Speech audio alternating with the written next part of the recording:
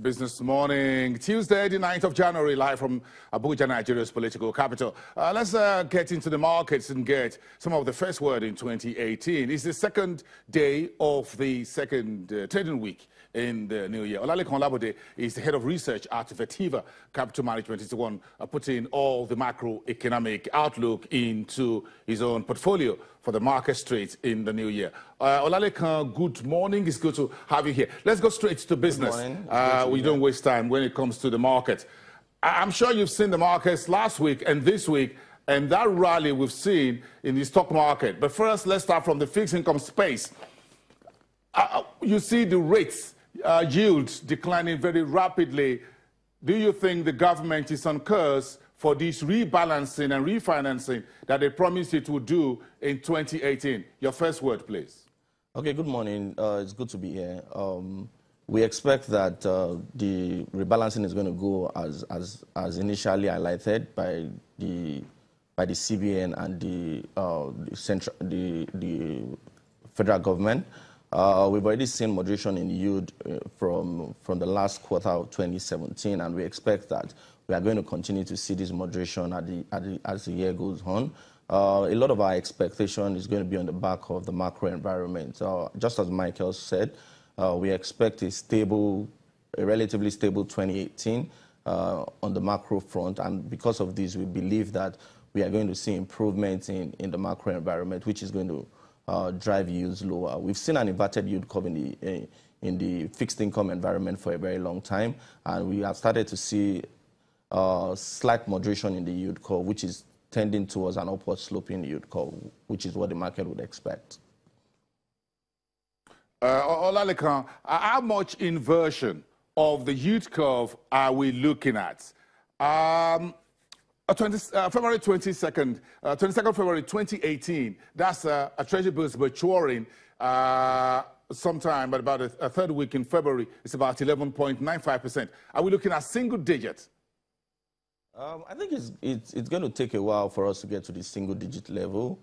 We need to realize that we've seen significant moderation in yield, particularly on the short end of the yield curve for the treasury bills maturity. You agree with me that sometimes in Q3, Q2 last year, we saw yields as high as 22% for the one-year treasury bill. But currently, we've seen those yields moderate significantly, and the recent OMO auctions and recent OMO mop-ups and also T-bills auction have actually indicated the yields around 14–15%. Now, how fast we get to the single digit is going to be a function of if we continue to see mop-ups, OMO mop-ups from the CBN one, and also it's going to be a function of how fast we see inflation moderate. You recall with me that a lot of people actually anchor yield expectation around inflation. Currently, with inflation in the neighborhood of 16%, 15.9, 16%. At these current levels, we have a negative real return on your investment if you invest in T-bills at this current rate. So how fast we see moderation on this instrument would actually be a function of, the moderation we see in inflation. That's a very good way to put it. But then, if the real return is going negative, and on social media, on Twitter in particular, some folks are already saying, if you're giving me treasury bills at 11%, inflation is about 2–3.5% higher than that yield. Why should I invest in treasury bills? So what will be the attraction for fixed income space in 2018? I think one of the things you would actually realize is that the whole analysis of real interest rates is also, a lot of times in the Nigerian market, we benchmark it against what inflation is doing at the moment, but that's actually not the right view to look at. What you should actually be comparing your interest rate with, or your yields on treasury bill securities, is actually the expected inflation. So even if inflation at the moment is 15.9, if I expect that in a year's time, I'm going to see inflation around 12%. Then any instrument that is offering me yields above 12% is still very valuable.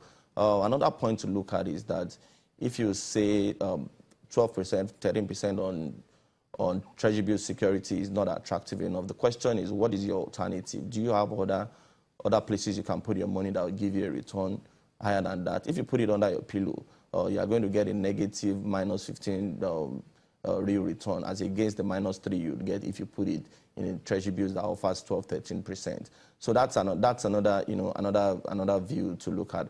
Another reason why a lot of people still would invest in fixed income securities, the expectation is that rates are going to go down in the medium to long term. So I expect that at the end of the year, rates will be significantly lower than the current levels they are.